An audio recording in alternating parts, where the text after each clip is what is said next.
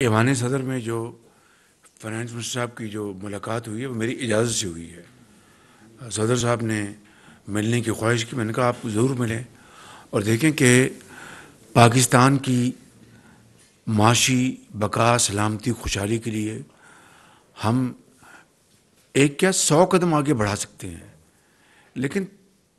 تالی دونوں ہاتھوں سے بجتی ہے۔ میں نے آپ کو شروع میں کہا کہ ہم نے ریاست کو بچانے کے لیے اپنی سیاست کو داؤ پہ لگا دیا، قربان کر دیا۔ حقیقت میں آپ کو بتا رہا ہوں۔ میں کسی خوش فہمی میں نہیں ہوں،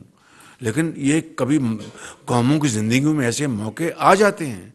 کہ پھر ایک بڑی کاز کے لیے آپ کو قربانی دینی پڑتی ہے، تو ہم نے دی ہے اور اس کے لیے اس کو سنبھالنے کے لیے ایک پوری جستجو ایفرٹ ہو رہی ہے۔ تو اس میں جب میں فلور آف دی ہاؤس پہ کھڑے ہو کے جب میں چارٹر آف اکانومی کی بات کرتا تھا تو کس طرح حقارت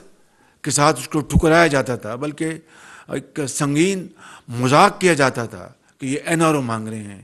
یہ فلاں ہیں، یہ فلاں ہیں۔ چھوڑیں اس بحث کو، دل دکھتا ہے،